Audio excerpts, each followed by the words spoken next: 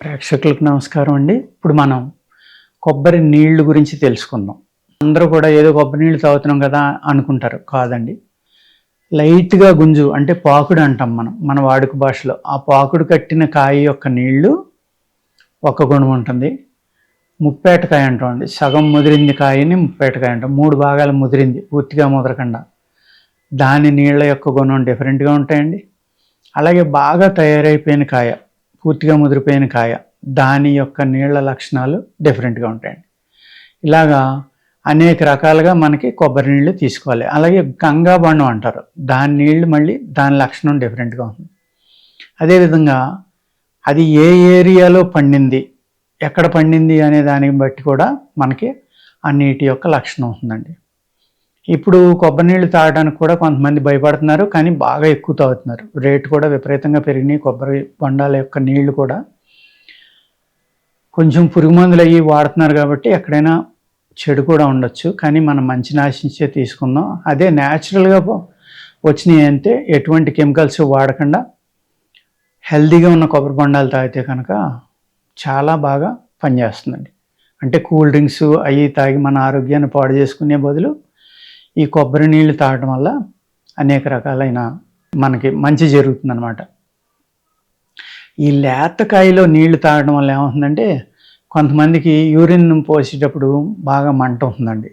యూరిన్లో burning sensation, వేడిగా urine pass అవడం, తక్కువగా యూరిన్ వెళ్ళడం, లేకపోతే దఫదఫాలుగా అంటే కంటిన్యూ ఫ్లో లేకుండా ఉండటం, ఇటువంటి వాటికి అన్నిటికీ కూడా మీకు కొబ్బరి నీళ్ళు చక్కగా పనిచేస్తాయండి.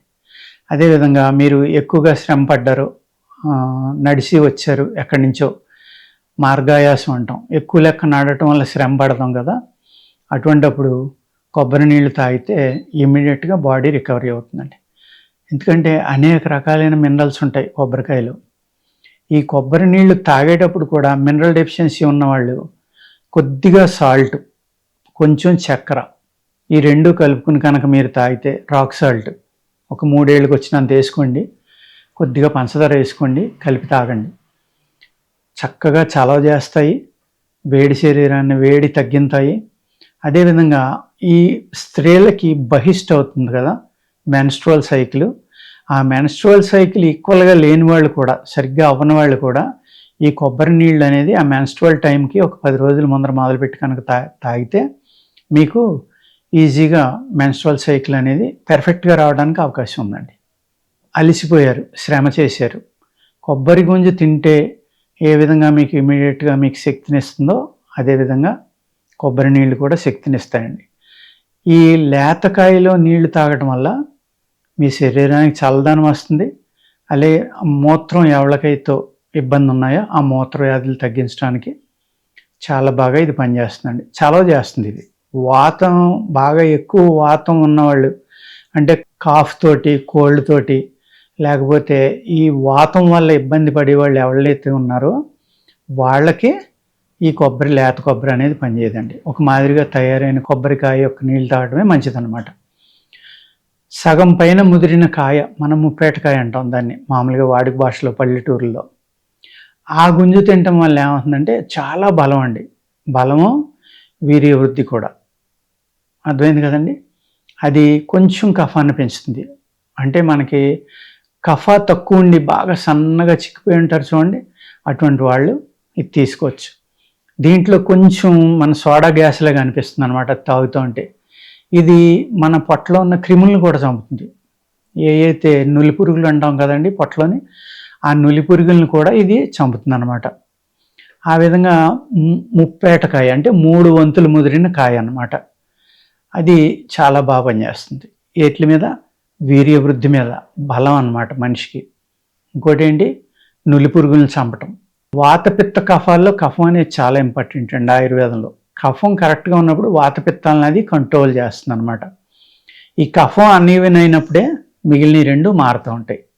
అందుచేత కొంచెం కఫాన్ని చేసేది కాబట్టి కఫం యొక్క లోపం ఎవరికి ఉందో వాళ్ళు ఈ ఒక మాదిరిగా ముదిరిన కొబ్బరికాయ తినటం మంచిదండి. పూర్తిగా ముదిరిన కొబ్బరికాయ చూడండి, అది కొంచెం అజీర్ణం చేస్తుంది అనమాట. అంటే ఆల్మోస్ట్ ఎండు కొబ్బరి టైప్లో అయిపోయింది అయితే మీకు అజీర్ణం చేస్తుంది, ప్లస్ ఉబ్బసం కూడా చేస్తుంది. అంటే మీకు శ్లాష్మాన్ని విపరీతంగా పెంచుతుందండి. అందుకు అది అంత మంచిది కాదు. అదేవిధంగా కొబ్బరి నీళ్ళకి విరుగుడు ఏంటంటే కంటిన్యూగా తాగటం వల్ల వచ్చే సైడ్ ఎఫెక్ట్ల నుంచి మిమ్మల్ని మీరు రక్షించుకోవాలంటే కొద్దిగా నిమ్మరసం వేసుకోండి. అందులో తేనె కానీ నిమ్మరసం కానీ ఈ రెండాటిలో ఏదైనా కలుపుకుని కొంచెం తాగుతూ ఉంటే మీరు కొన్ని నెలల పాటు తాగినా కూడా దాని యొక్క ఇబ్బందులు ఏవైతే వస్తాయో కంటిన్యూ తాగటం వల్ల అటువంటి ఇబ్బందుల నుంచి కూడా మిమ్మల్ని మీరు రక్షించుకోవచ్చండి. ఓకేనండి. వీటిని వాడుకోవటమే కాదు, వాటి యొక్క సైడ్ ఎఫెక్ట్లని తగ్గించుకోవడం కూడా మీరు తెలుసుకుని వాడుకున్నారనుకోండి, మీకు అమృతంలాగా ఇది పనిచేస్తుంది.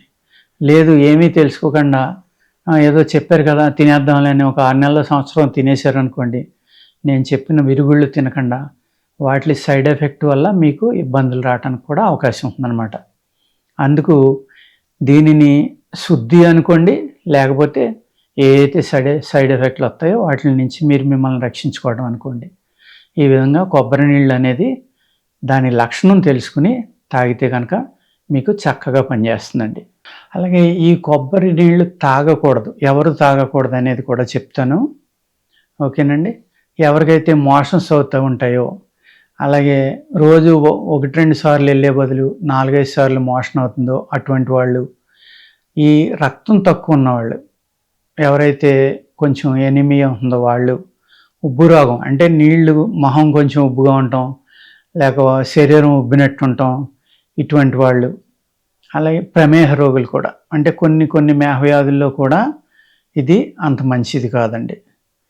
ఈ విధంగా ఉన్నవాళ్ళు, జ్వరం వచ్చిన వాళ్ళు కూడా కొబ్బరి నీళ్ళు తాగకూడదు. అలాగే ఆస్తమా ఉన్నవాళ్ళు, శ్లాష్మం ఎక్కువగా ఉండి దగ్గు వచ్చేవాళ్ళు, ఇటువంటి వాళ్ళు ఈ కొబ్బరి నీళ్ళు అనేది తాగకూడదు అనమాట. అర్థమైంది కదండి. ఎవరెవరు తాగకూడదు? మనం గ్రహణి అంటాం. అంటే రెగ్యులర్గా కొంతమందికి ఏమవుతుందంటే కొంచెం లూజ్ మోషన్ అవటం, నార్మల్గా అవడం మానేసి 1-2 సార్లు అయినా లూజ్గా అవుతూ ఉంది, అది గ్రహణి అంటాం. కొంచెం గమ్ము ఇలాంటివి అవుతాయి అన్నమాట. అలాగే కొంతమందికి మోషన్స్ కంటిన్యూగా అవుతూ ఉంటాయి.